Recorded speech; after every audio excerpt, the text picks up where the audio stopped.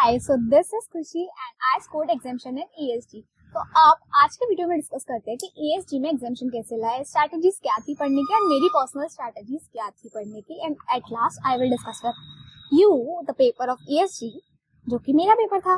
Okay, तो आप start करते हैं। सो ईएसजी के लिए सबसे पहले आपको स्ट्रैटेजी बनानी बहुत जरूरी है, क्योंकि ईएसजी में स्ट्रैटेजी के बिना चलता ही नहीं। ईएसजी से मुझे बहुत पर्सनली डर लगता था, क्योंकि ईएसजी बहुत जनरल था मेरे लिए, मुझे जनरल सब्जेक्ट्स अच्छे नहीं लगते, मुझे प्रैक्टिकल सब्जेक्ट्स ज्यादा अच्छे लगते हैं, but it's good.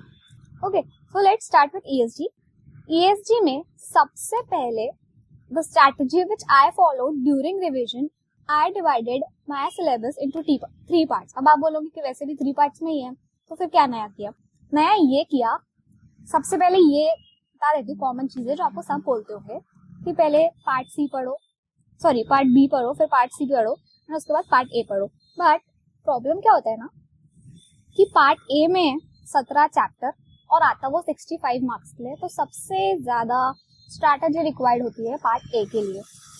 Part B में रिस्क मैनेजमेंट होता है, बट रिस्क मैनेजमेंट 20 मार्क का आता है एक चैप्टर, और वो मैं आपको डरा नहीं रही हूँ, मैं आपको बता रही हूँ कि वो जब एग्जाम में आता है तो आपको समझ ही नहीं आता है कि कौन से क्वेश्चन में कौन सा आंसर लिखना, कौन से स्टेप्स लिखना है, क्योंकि वो इतना कंफ्यूज हो जाता है।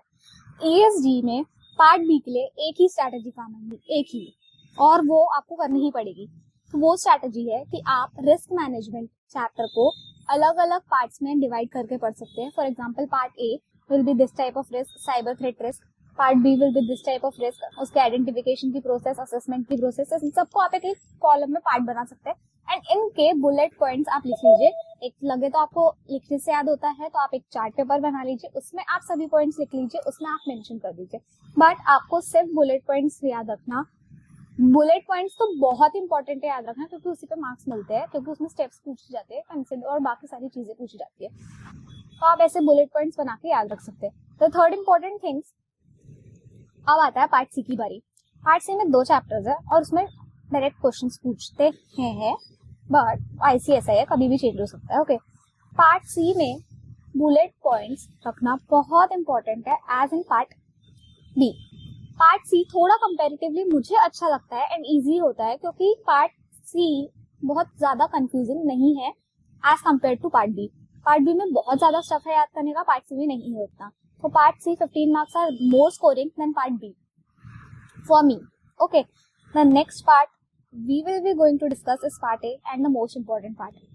इस part को ध्यान से सुनना, because इसमें आप 17 chapters अगर आप कवर नहीं कर पा रहे हो, बट आपको मैं एक चीज बोलूंगी कि you should cover your syllabus 100%.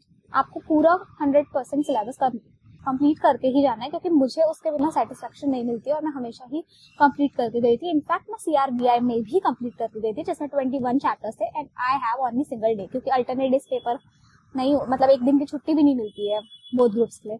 Okay, so part A में सबसे पहले आपका चैप्टर 1 एंड 2 के बारे में डिस्कस करते हैं। So these are almost 10% of the whole syllabus, और मतलब होल पार्ट ए और whole syllabus, I don't remember, but इसमें आपको ट्रिक क्या रहेंगी रिमेम्बर करने की? हाँ, it is not important as much, but in case अगर आपको पूरा ही सिलेबस प्रिपेयर करना है, तो मैं यही स्ट्रैटेजी से पढ़ा रही हूँ कि 100% कैसे कवर होगा। तो chapter 1 and 2 are theory chapters, and इसमें एटलीस्ट इम्पोर्टेंट चीजें आपको क्या याद रखनी रहेंगी। सो इसमें भी हर जो चीज के बुलेट पॉइंट्स है, बुलेट पॉइंट्स हर जगह ही मैं बोल रही हूँ, आप बोलोगे इतने बुलेट पॉइंट्स कैसे याद होंगे? So you should make a mnemonic for it, and common bullet points हर किसी में होते हैं। फॉर एग्जाम्पल, कॉमन चीजें जैसे एनवायरमेंट के बारे में कोई रिलेटेड पॉइंट मिल गया, तो एनवायरमेंट के बारे में आपने वही पॉइंट लिख दिया, इट्स ओके, कोई फर्क नहीं पड़ता, कंसिडर नहीं होता है उतना ज्यादा। The most important chapters of part A R 3, 4, 5, 6। ये आपका almost 75% of part A cover कर लेता है, क्योंकि इन्हीं में से क्वेश्चंस आते हैं, जिसमें से चैप्टर 3 बहुत ज्यादा इंपॉर्टेंट है, एंड सच में बहुत ज्यादा इंपॉर्टेंट है। बाकी भी है, बट बहुत ज्यादा इंपॉर्टेंट चैप्टर्स है ये। इसमें केस स्टडी बेस्ड क्वेश्चंस आते हैं, तो आपका कंसेप्ट जो है वो क्लियर होना चाहिए इसमें, कि आपको प्रोविजंस अच्छे से समझे कि नहीं समझे, हर चीज में आपको समझना चाहिए। इसमें एक बहुत कंफ्यूजिंग चीज होती है जो कि मुझे कंफ्यूजिंग लगती थी, तो मैं आपके साथ शेयर करूंगी कि जो इसमें बोर्ड इवैल्यूएशन का दिया है एंड बोर्ड प्रोसेस का दिया है, तो 2-3 पॉइंट की how MD should roles and responsibilities of a director, of a MD, of a CEO, तो काफी सारे पॉइंट्स इसमें इतने कॉमन होते हैं ना, तो लर्न करने के लिए, रिमेम्बर रखने के लिए, अगर पूछ ले आपसे भी रोल ऑफ डायरेक्टर क्या है, तो you should have at least 3 points in common. होते ही है वो, तो 3 पॉइंट आपके कॉमन हो गए, बाकी 2 आपको पता ही है अलग क्या होते हैं कि what does the CEO do और what does the MD do, okay, और what does the director do.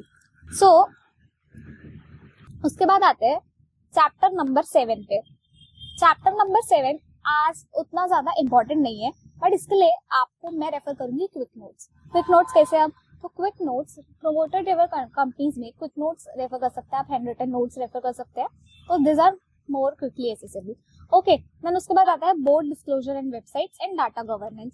इन दोनों चैप्टर्स भी ज्यादा इंपॉर्टेंट नहीं है, 7 भी ज्यादा इंपॉर्टेंट नहीं है, तो ये 3 चैप्टर्स के लिए क्विक नोट्स यूज कर सकते हैं। और बोर्ड डिस्क्लोजर वेबसाइट्स के लिए और डाटा गवर्नेंस के लिए, दोनों के लिए, डेटा गवर्नेंस के लिए, दोनों के लिए आप बुलेट पॉइंट्स ही याद रखना। बुलेट पॉइंट्स होते हैं, मतलब मैं हर चीज में बुलेट पॉइंट्स बोल रही, तो आप समझ सकते हैं कि कितना ज्यादा इंपॉर्टेंट होगा। चैप्टर 10 भी बुलेट पॉइंट्स, 11 भी बुलेट पॉइंट्स और 12 भी बुलेट पॉइंट्स। अब आता है CSR चैप्टर 13, ये भी बहुत ज्यादा इंपॉर्टेंट है, इसमें मिनिमम 5 मार्क्स तो एक्सपेक्ट कर ही सकते हैं आप लोग, है ना। The next is green initiatives. Green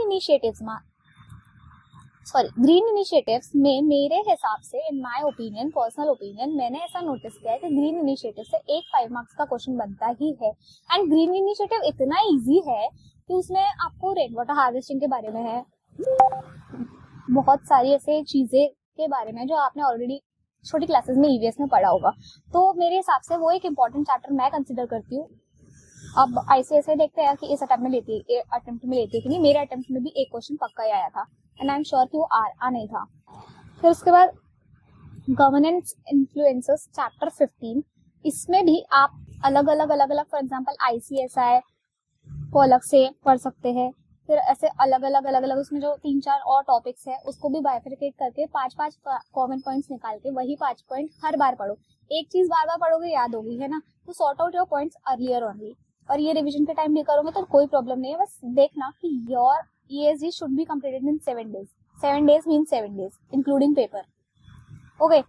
और फिर उसके बाद आता है empowerment of company secretary.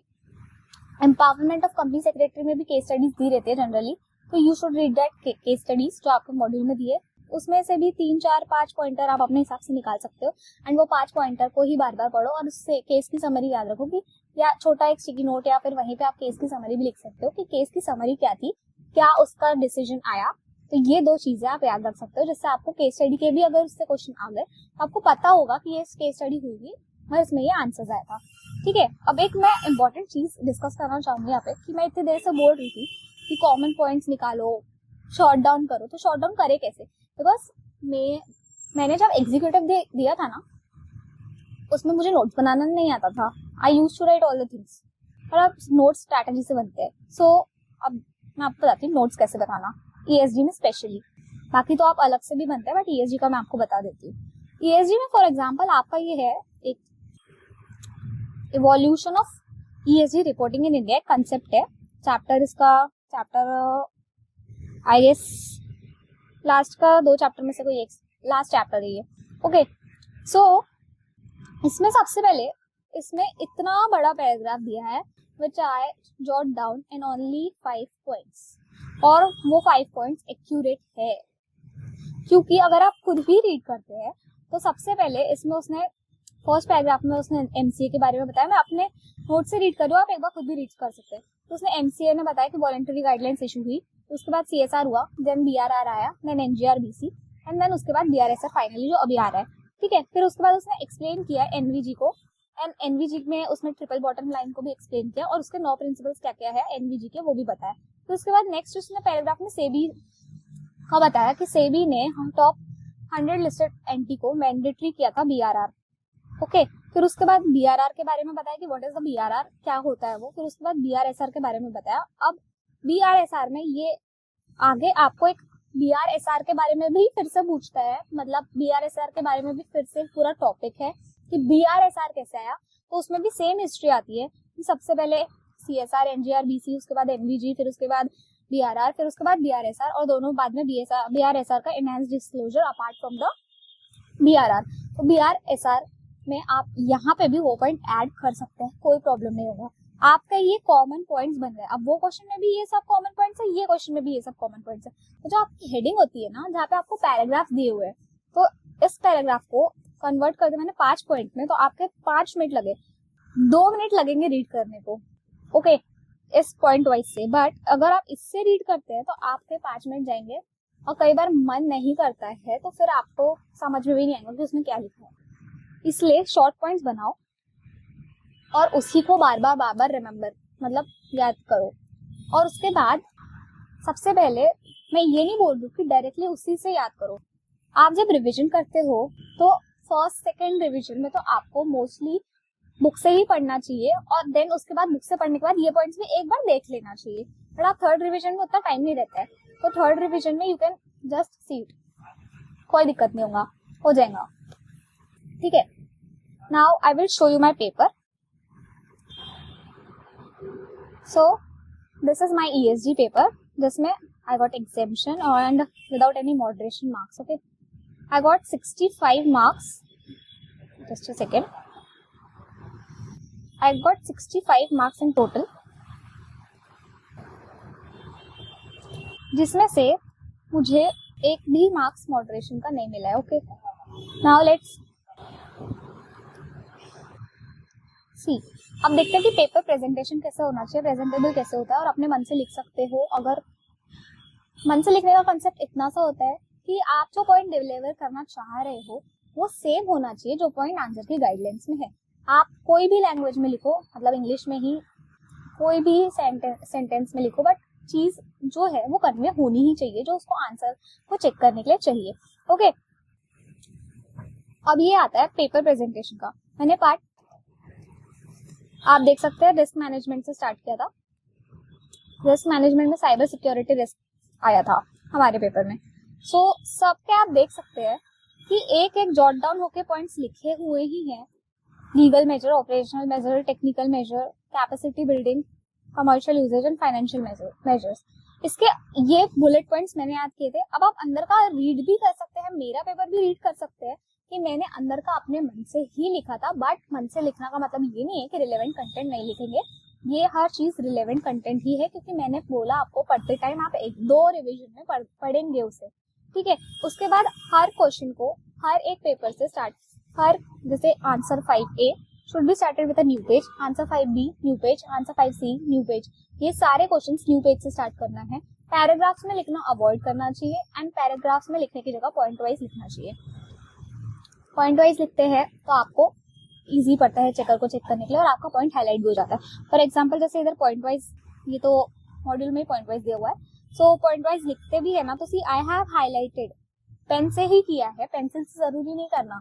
Pen है, तुरंत लिखो, तुरंत हाईलाइट कर दो उसको, तुरंत डबल लाइन खींच दो उसमें, कोई दिक्कत नहीं होती है, कोई मार्क्स नहीं कटे इसमें मॉडरेशन के, है ना, आप देख ही रहे। फिर उसके बाद ऐसे ही आप पूरा पेपर लिख सकते हैं, एंड इससे आपको एग्जामिनेशन आ सकता है अगर आप स्ट्रैटेजी फॉलो करेंगे और बेसिकली खुद की प्लान बनाइए। अगर आपसे 7 दिन ESG पढ़ना नहीं होता है, जैसे मैंने आपको बताया था कि give 7 days to ESG, then उसके बाद 4 days, एंड देन उसके बाद 3 और 4 days, और देन उसके बाद 2 days। सो आपको ये चीज में ESG कंप्लीट करना ही है, बिकॉज आप टारगेट के बिना चलेंगे तो नहीं होगा। And including first revision, including paper, एक पेपर ESG का सॉल्व करके जाना ही है। Okay, so this is done now you can leave, but the last important thing is that I will share you the link of my Instagram and the description box, and you can also comment here. So आप कोई भी comment करें, आपको जो भी question है please feel free to ask, I will always be there for you, and in Instagram DM also and in Miss Maybe also. Okay, तो आप सब्सक्राइब कीजिए ताकि आपको बाकी पेपर्स के बारे में भी मिले, क्योंकि मैं पूरे पेपर्स एक एक करके डिस्कस करूंगी। एंड ये वीडियो हर किसी को शेयर कीजिए, क्योंकि ये इम्पोर्टेंट है, बहुत ज्यादा इम्पोर्टेंट है, बिकॉज मैंने स्ट्रेटेजी यूज करी, वो मैंने आज आपको शेयर करी। सो सबको शेयर करो, ठीक है। बाय।